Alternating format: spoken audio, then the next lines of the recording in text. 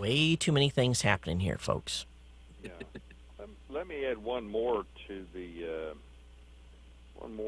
mix. Since we're All right. doing this, let me see if I can dial back in through the VoIP for. Hey, Andy, we're ready. You're ready. Yeah, All I'm right. ready. I'll just I'll not worry with that. And if there's a couple of things that I have audio with, Yeah. but I'll just pass you the links and have you to play them. Okay, that may be difficult, but we'll try. Or I'll play them and turn the speakers up here. There you go. All right, folks. Welcome to a delayed fourth annual Christmas Tech Podcast Roundtable. And boy, oh boy, we've been struggling here. I had the system crash. This is being held in conjunction with a 24-hour podcast. My name is Todd Cochran. I have Andy McCaskey from SDR News and Jeffrey Powers on from Geekazine.com on as well. We encourage you to join us on our live GoToMeeting session. That'll make it the easiest way for you to see the full screen content. Of course, we want to welcome all the 24-hour podcast viewers on Ustream as well. To find that link to get into the full GoToMeeting session, you go over to blog.techpodcast.com. There's a link in the blog post there. Just click on it. That'll get you right into the full screen presentation that we're going to have today. Of course, techpodcast.com, hey, is a great place to find tech content. You love my show, you're going to love the content over here at techpodcast.com. All family-safe shows. You don't have to worry about the kids basically, finding some adult material on here. It's not going to happen. Great place to get educational content. Lots of great shows over there. Over 130 shows of child-safe tech educational content. Everything from gaming, Linux, programming, tech chat, Windows, Apple, you name it, we cover it at techpodcast.com. Members of Tech Podcast Network create family-safe shows. Of course, we have the TPN Weekly. The TPN Weekly is a weekly podcast produced by members of the Tech Podcast Network that gets you introduced to their shows. You kind of call it like just like a mini introduction, and you can go over there and get a sampling of new shows. So that way, if you're searching for more content, you can do so by simply subscribing to TPN Weekly. You may be introduced to a new show host that you find that is to your liking, and of course, then you can subscribe to their shows. Of course, members of Tech Podcast Network work together to promote technology. We do member-to-member mentoring. We do site promotions. Of course, we work with podcasters within the network for helping them monetize their podcasts. And to this date, 100% of all shows that want sponsorship on the network are sponsored, which makes a good revenue stream for those that are participating. And, of course, we have a great listening community. This event, like all of our roundtable events, is sponsored by GoToMeeting. You can get a free 30-day demo, no credit card required, at gotomeeting.com/tech podcast. You'll hear Andy on the show today. He's actually patched in via the GoToMeeting session. I'm actually dialed in to the session as well. So really, voice IP application, you're going to be able to see all the cool little drawing tools. As a matter of fact, I'll turn one on here. You can actually draw on the screen if you want to mark stuff up. But lots of cool features within this application. And then you can get, a free 30-day demo by going to gotomeeting.com/tech podcast. Today's event is our Christmas special, where we're going to be sharing with you lots of cool Christmas gifts, ideas. And I don't know who's going to go first. We've got, I see we've got Dale on the phone, Alan, Jeffrey, and Andy. I don't know who else participating today. You've got that for action, Jeffrey. Who's up first? Actually, well, the spreadsheet only had me on there, and is Andy sure. Okay? So let's go ahead and Andy, have you got some stuff prepared for today too? Yeah, I sure do. And on the sheet, Jeffrey, I don't know if you're real quiet, Andy. There we go. I don't know if you've reloaded things, Jeffrey. I'm ready. I'm ready to go if you want me to. Okay, and Carl Sussman also has signed up as well. Oh, so there's some more topics in there. So, Jeffrey, you need to refresh your page where there's info on who's presenting. So I'll go ahead and make Jeffrey the first presenter today. So, Jeffrey, you've got it. Let's see. Screen monitor 2. Now you should be seeing my web page, right? Yep, we got it. Oh, yeah. All right. Okay. Hi, everybody. My name is Jeffrey Powers. And run a website over at Geekazine, www.geekazine.com. And today I'm going to be, of course, be giving the gifts that I'd like to see out there. If you want to get me those gifts, you're more than welcome to get me those gifts. Geekazine@gmail.com is my email address. Of course, 608-205-4378. We got the podcast, the regular podcast, which we have developed the 115th episode this last week. I've got the Day in Tech History, which is the, as far as I know, the only 7-day-a-week podcast that does a day in tech history. Like, for instance, today, I'm going to scroll down here. Whoops. Something just did that. Okay, we'll go down a little bit. And we'll see the Day in Tech History. Apple's initial public offering happened today in 1980. And we talk about a whole bunch of different history there. We've got the video content, which I do what's called the 5 tech things you should know, which is more of a simplistic view of tech in there, and a whole bunch of other. And of course, you can get all the feed stuff right here on the top right-hand corner at geekazine.com and subscribe to any of the lists there. All right. Here are my 5 things that I've seen and heard and really like to have. The first one I actually do have. It's Hauppauge, and they have what's called an HD PVR.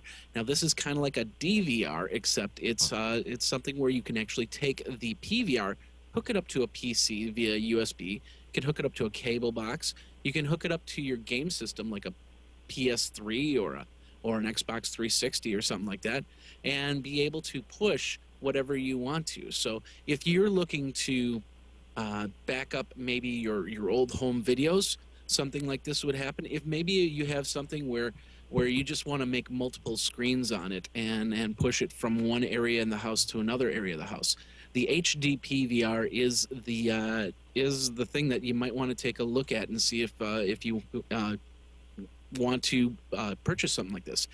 It's a real-time H.264 compressed recording, resolutions up to 1080i. They have the YCRCB and cable TV satellite hookups. So you got a built-in IR blaster. So you have a remote control that comes with this. The recording format is an AV-CHD, which you'd be used to make Blu-ray discs if you want to, on a standard 4.7 gigabyte DVD-R or DVD-RW disc. Now, the price on this actually is pretty good. The HD PVR is only about $200 for this item. And if you're trying to save all your memories from old VHS tapes or beta tapes, for that matter, this is perfect for that. All right, we're going to move on here. Epson made a really nice printer here, which, of course, we did on Podcast Madness this last month. It was the Epson Artisan 810 all-in-one printer, and I've really grown a liking to this printer simply because of the fact it's more than just a printer. It's a printer, it's a fax machine, it's a scanner.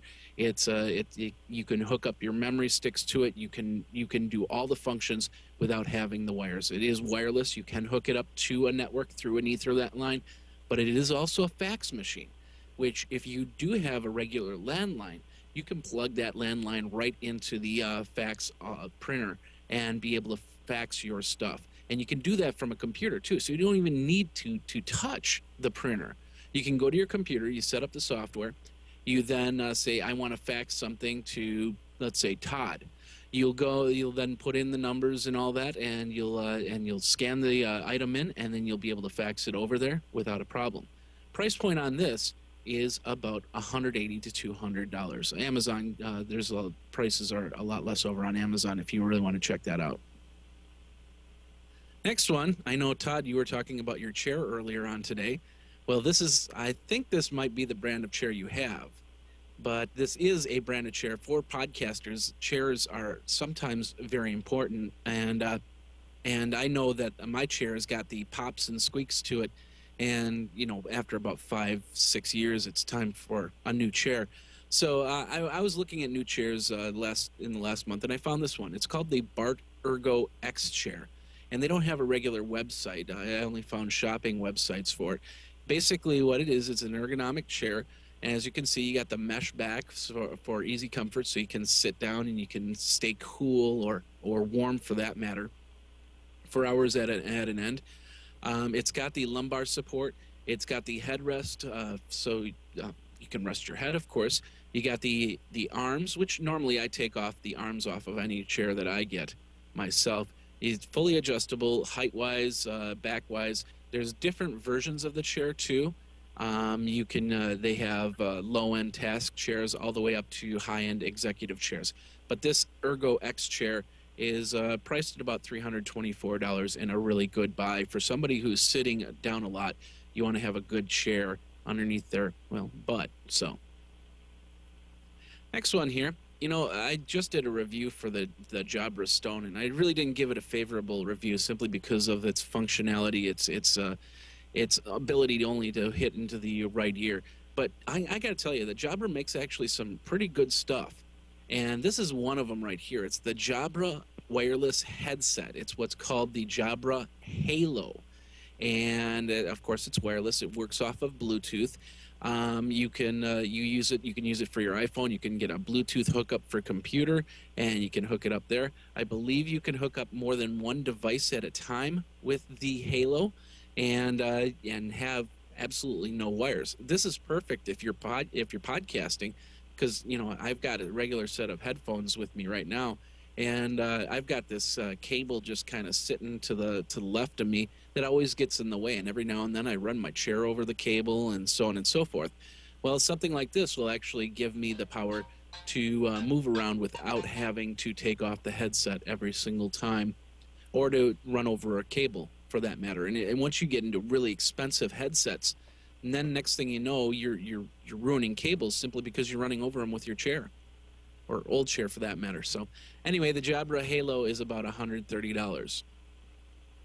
All right. The biggest thing that's happened to me in the last year was the new PC that I got for all my podcasting video needs. And this time I actually went from Intel computers to AMD computers. But the AMD Phenom 2 is what I have. It's a quad-core processor, and it runs the AM3 Plus specification. So I can do a lot of stuff on this computer without having it to crash, without having to wait forever for something to happen. And like, for instance, the Skype call, this GoToMeeting session, everything is running right now on this one computer, and it's phenomenal, simply because of the fact of what I've had to do in the past to try and do multiple things. I don't need another computer. In fact, I have another computer sitting to the left of me, and that computer is never on. And that's a great feature. It's also a greener computer because it's running less power. It's running cooler than the computer to my left. So the AMD Phenom 2, it's about $158. Of course, the price will fluctuate with time, but you get a motherboard, some memory, and a little knowledge on how to install a PC. About $350 to create a new PC for somebody special, or $500 if you have somebody else do it and put a case together and stuff like that. All right, and finally, for the geek in all of us, I saw these last week and I said, I've got to feature this. It is the Star Wars caps. They have several different styles of caps for you, for the Star Wars fan, including R2-D2, including Chewbacca, including Darth Vader. Of course, if you just want to get the regular Star Wars hat that says Star Wars, they've got that too. And with the Chewbacca hat, if you don't have that receding hairline, you'll look like you'll have a receding hairline. But for an additional, I think it's like $20, you can get a set of Chewbacca earmuffs. Now, prices start at about 6,000 yen, or $69. This is a company out of China that's doing this. So, but they do cater to the United States. I was going to show you their website, but it's, of course, in Chinese. So this one kind of translates a little bit better in the United States. So anyway, these are the caps. I really enjoy the ones, especially the Boba Fett one, or the Stormtrooper one. If anybody wants to get me one of these, or the Darth Maul one, they're more than welcome to. And that's the 5 things that I saw on my holiday gift list. If you have any questions, you feel free to give me a call at 608-205-4378 or follow me at geekazine@gmail.com. On Twitter, Geekazine. All right, very good. Lots of good stuff. I like that first item that you had. The PVR? Yeah, I like that a lot. So, yeah, I actually I've had the earlier model for about 6-8 months now. I've been running my video camera through the PVR to get into the hard drive. The only problem is the video camera shows the display stuff on the PVR, so I ended up having to take that out of the mix because I'd zoom it in and it would look a little bit grainy. But I've done some recordings off of that. I've brought over some old videos off of that. It's a great interface, a great item. Oh, very cool. All right, Andy, are you ready with yours? Well, I just had a quick question for Jeffrey. Barely hear you, Andy. I said, just had a quick question for for Jeffrey. Referenced the Epson printer. I just wondered if you had connected that to USB or had you actually networked the printer. Actually, I've had Epson printers before. I got my first Epson printer at CompUSA. It was a photo printer, and I got a display model, and it worked. Ever since I've switched over to Epson when it came to inkjet type printers. I had the Artisan 700 before I got the 810 for the review for the show, and I really enjoyed it. I did not have to hook up a USB cable. Though actually with the 700, I did have to hook up a USB cable to get it all configured, first of all, because it was kind of confusing from the interface. But the larger interface that they have on the 810 made it very easy for me to connect. It found my wireless network once again, very easily. And I put in my security web key, and it hooked up. And then all I had to do was go to a website. In fact, if I go to... I think that's the number. No, that's not the number. That's, let's see, 19.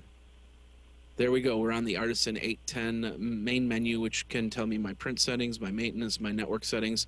Tells me that out of the 6 toners, the black's doing pretty good, and I can do a lot of maintenance from here.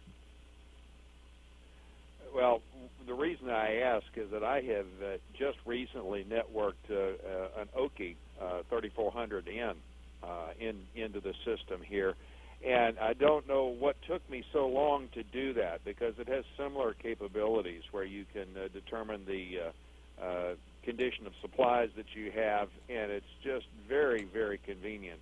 And as opposed to connecting through USB to an individual box and then trying to share it up in that way.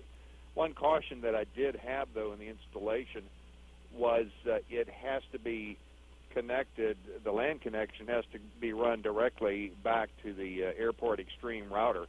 And if you have any hub, or, well, not a hub, but any switch along the way, that can mess up the timing of the networking and the host computer. So that was just one caveat that I had in my installation. I don't know whether you had any of those difficulties or not.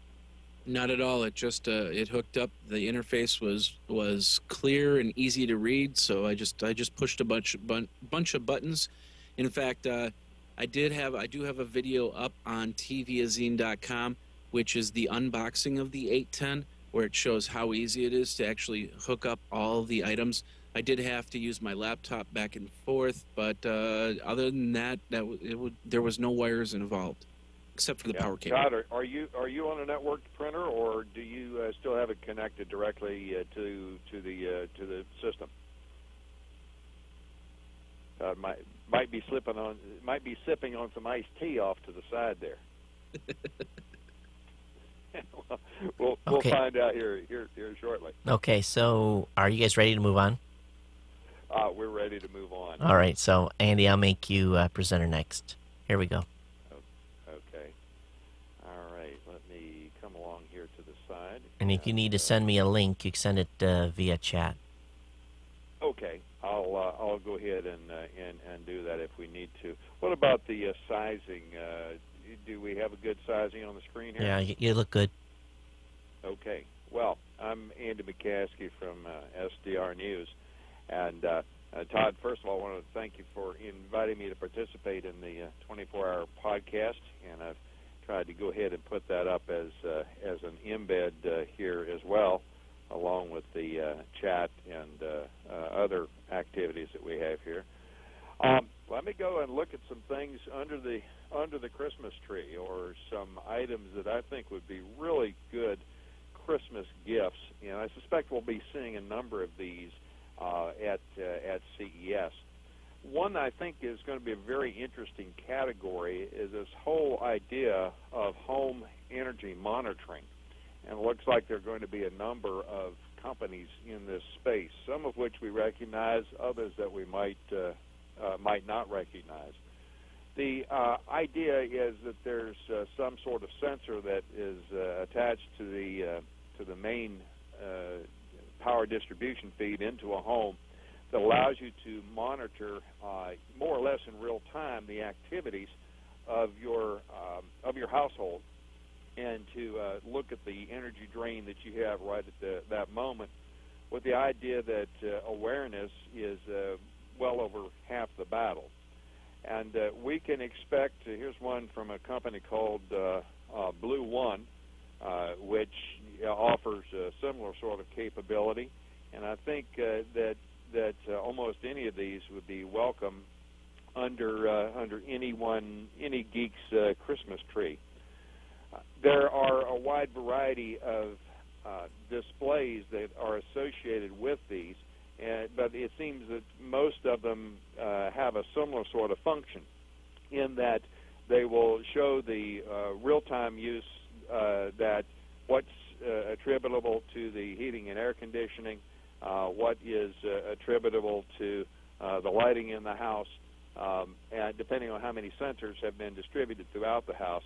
But then it's all run against a benchmark, so that you can establish your performance relative, performance of your house compared with others in your neighborhood who have registered, and compared with others in your zip code that have also registered with the system. Of course, this has been promoted not only, well, here's another one called My Home, HOHM, Home Center, to try and look at the performance of energy consumption, people in your area. This is, if you can get an invitation, there is a Google application, the Google Power Meter, which I'm not sure if there'll be dedicated hardware for that or not. But and then not only is Google involved, but there are a number of companies, and I believe there's a photograph in here of a product that is coming from Microsoft as well. So I think at CES, these are going to be a major product category that we'll want to step through and to try and understand a little bit about the capability that people would have for the monitoring of the consumption of power within their house. I know that Todd and Jeffrey are both on the list for learning about all sorts of products. Here was one that came across my desk, and I don't know if you guys had a chance to look at this or not. This is something called CyberClean.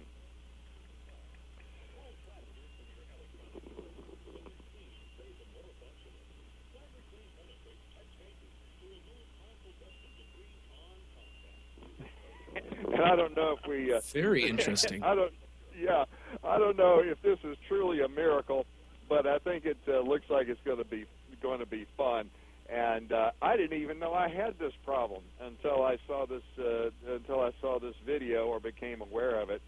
And the PR person tells us that the CEO of this company is available for a private interview, just for us, if we're interested. That's great. Isn't that silly, Putty? A private... That's what it looks like. It looks like to me. A private interview, huh? Exactly. And so, anyway, some other things that any geek would be happy to see under the tree. This was something that was under my tree about a year ago or a year and a half.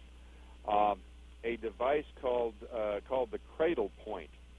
And Allison Sheridan at Nosilicast recommended this, and I have went ahead and purchased it and have been extremely happy. What it does is Cradle Point is a Wi-Fi hotspot that enables you to take an EVDO card or for the Sprint network or an equivalent 3G wireless card for Verizon or for other carriers, and plug it into this small device, which is just a little bit bigger than the iPhone itself, and that creates a Wi-Fi bubble for up to 16 devices located within 150 feet. This thing has just works wonderfully, and I've used it in business and conference situations. I use it in the car almost all the time to provide Wi-Fi connections for various devices as the family is traveling. It also is it's just better when you go into a particular site, even if that site already has free Wi-Fi. I will pull out the Cradle Point, and you're not fooling with SSIDs. You have gone ahead and securely established a connection to it, and it's just a wonderful device. A little pricey. It's about $180, but it really has saved my bacon several times over the past year and a half. The other thing I'm quite... HPTF was one of those. It was, yes, at the HP Tech Forum, and then once again at another HP event, which was they had given us, they had excellent Wi-Fi, they had excellent wired connectivity, but the packets were filtered and so many ports were blocked that it was almost unusable other than to contact the HP website itself.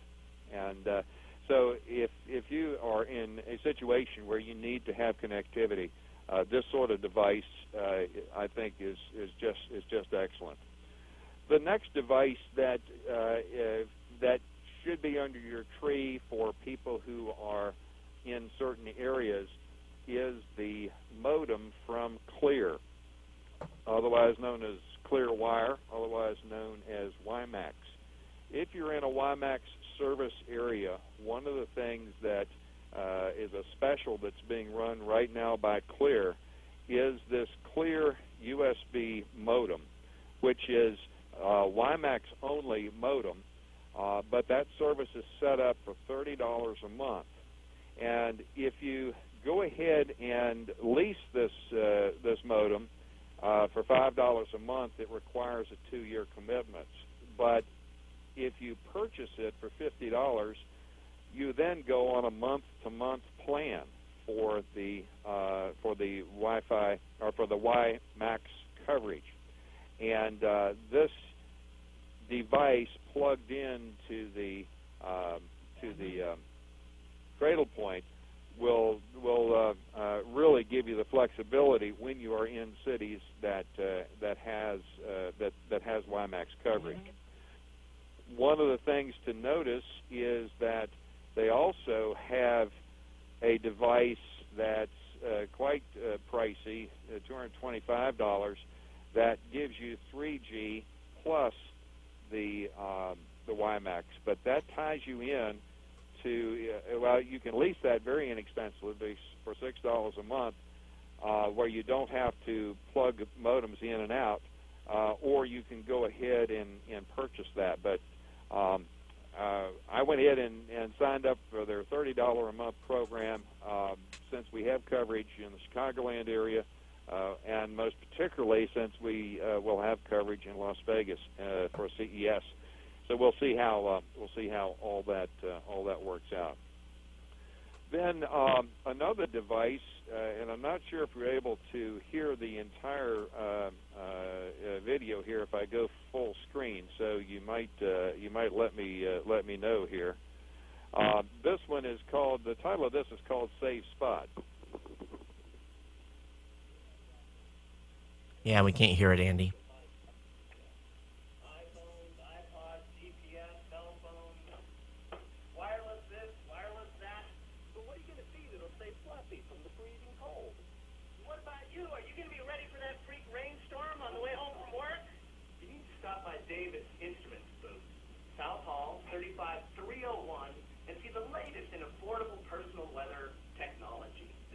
Was made in the good old USA.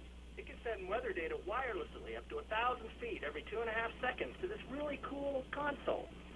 It can withstand wind speeds up to 150 miles an hour. That's like a Category 4 hurricane. You can upload your weather data on the web with WeatherLink ID. Visit Davis Instruments, booth 35301, South Hall. Dave out. And the reason I wanted to include that was not only I think it's going to be a very interesting opportunity for us to see some interesting product.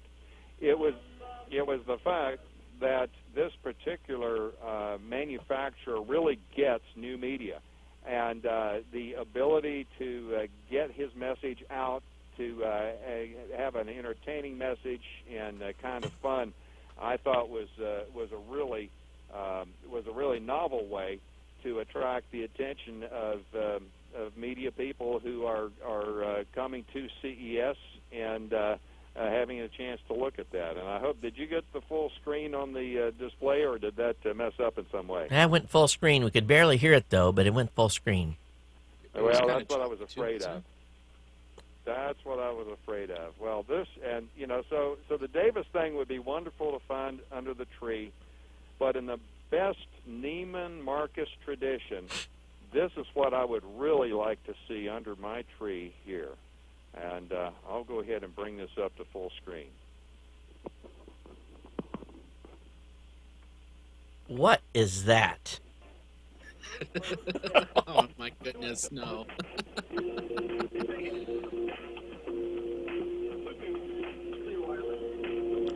Wow. I hope that's a real airplane and not a gaming machine. Wow.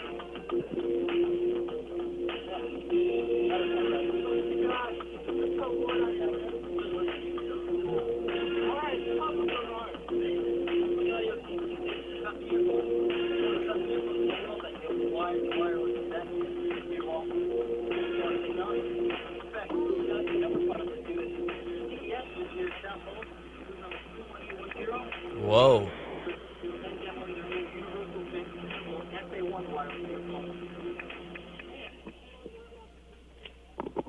So I think almost any aviation-related geek or anybody who appreciates fine airplanes would like to see one of those under their tree, and they have the Christmas special, which is only about $115,000. Hey, Andy, just get the checkbook out.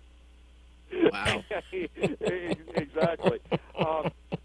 The reason that that's significant is this is the first in this whole idea, or this whole group of aircraft that are light sport aircraft, and actually that $120,000 price is quote unquote reasonable compared with traditional light aircraft. The introduction of Sport Pilot by the FAA is really changing the level of participation, and you give up some things as far as your ability to fly in congested airspace, or the ability to fly at night, neither of which are permitted. But it has really opened up some creativity in aircraft design, the art of aircraft design, that is just going to move it to a whole new level for the 21st century. And so, some people might be able to find, the keys to one of these things under the Christmas tree. Hey, Andy, what's the level of flying experience one is going to need to have to own one of these things? Because it almost looks like an ultralight. It is a refinement of the ultralight, and what happened was they have formalized some of the ultralight regulations into this very basic entry-level light sport aircraft category. And actually, because you fly in more rural areas, because you fly only in daylight, the pilot training is significantly less expensive than the regular private pilot license. The training for this is basically a 3-week program, and the cost of getting a light sport license is about $3,000 to $4,000. So it is a lot more affordable than it had been in years past. And of course, you'll notice these are for a pilot and a passenger. The true ultralights, which are very severely limited as far as power and our single place machines, the true ultralights under FAR 103 will continue, but will be much more heavily enforced than they have been in years past. What's the airspeed on this thing? Geez, I think about 100 miles an hour. Oh, that's or 120. I forget. I really haven't studied it. I was just learned. I just was amazed at how beautiful this thing was, and it is a combination. It can be used as it's a seaplane as well as the landing gear, as you've seen. It looks like the inside of a car. Now, you know what would be cool is for as small as it is, put a couple of parachutes on that thing and get in trouble. Hey, you just pop the parachute. Actually, a ballistic BRS ballistic chute is a major component of it. And wow. Here you can see where it's being trailered here as well. If you're interested at all in this in aircraft, you can see what a difference this is in comparison with Cessna 172 or a more common aircraft. The point that they make was that the design of these things for the last 50 years has been paralleled with commercial aviation, of moving people from one point to another safely and relatively efficiently. And what they pointed out was that from 1903 up until roughly 1930, there was a tremendous amount of, let's say, not so much emphasis on safety, but a lot of emphasis on experimentation and just the thrill of going faster and further and higher. And they wanted to try and bring some of that thrill back into aviation. Well, I tell you, I'd like to have one, and I don't even fly. Now, I used to. Geez, amazing. Who else do we have up today for presenters? Do we have anybody else that's going to present? I thought we had one other person in the schedule that was supposed to come in. Well, I see Norbert had indicated a couple of things here. One was Flow TV. Are you familiar with that? Yeah, I'm not real. No, I don't think so. Okay. Another product that he had indicated was Pogo Plug. Let me pop over. There's the one of the Davis weather stations, which I think's pretty cool. Yeah, I love my Pogo Pogo Plug. Pop over to Pogo Plug here for a second, and we can talk about that. Okay.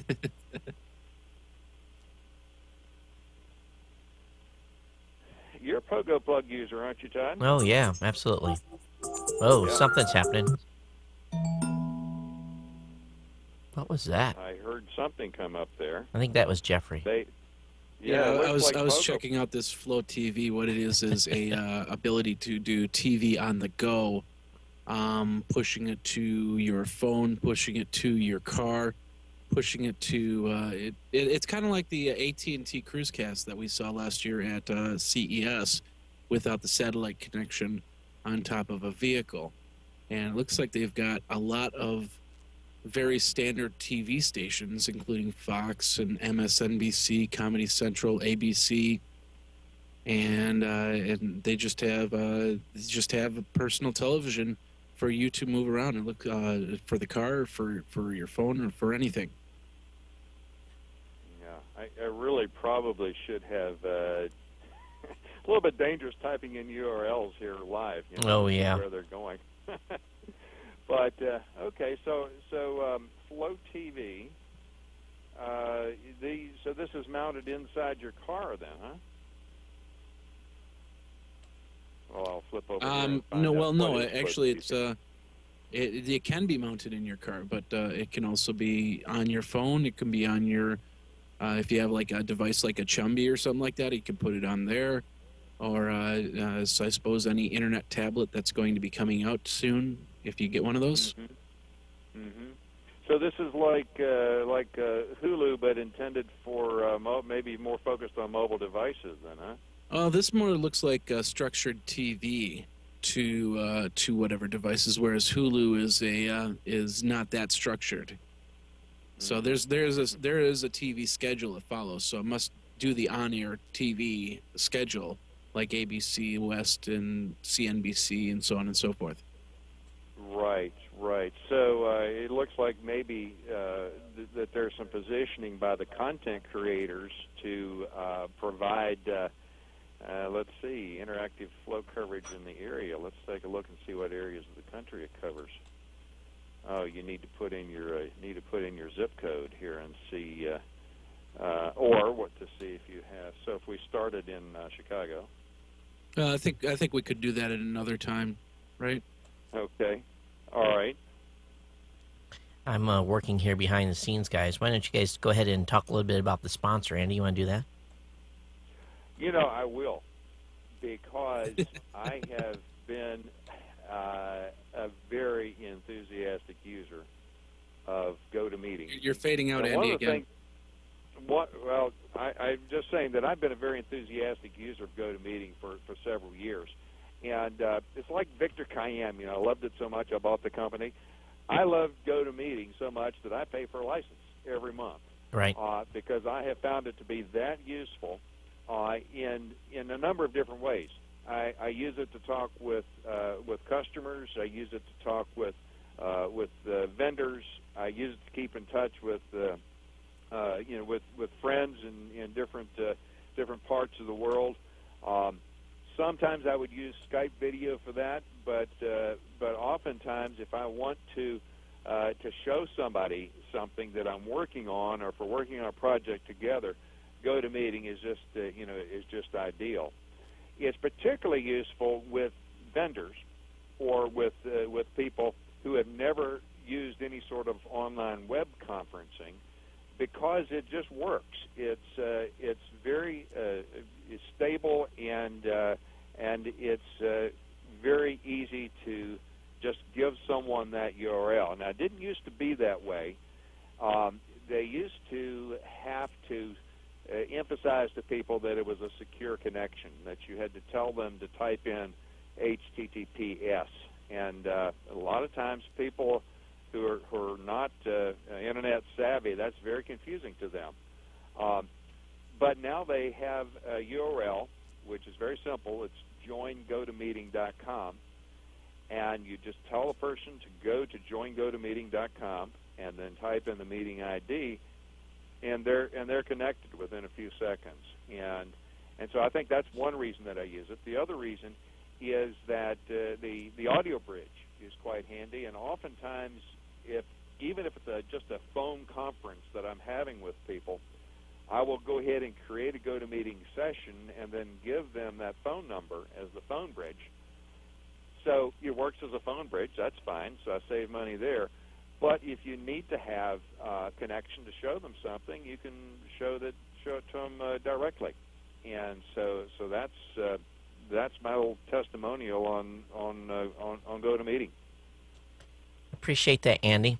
Well, I tell you, we're running a little bit ahead of schedule, and we've got a few people. Oh, Scott is on. Scott, is this the same Tech Podcast Network, Scott? I'm not sure which Scott that is. Yeah, we've got a Scott in. Scott says yes. Oh, does Scott have anything he wants to present today on the Christmas special? Oh, we're missing a screen here. Let me make me presenter again.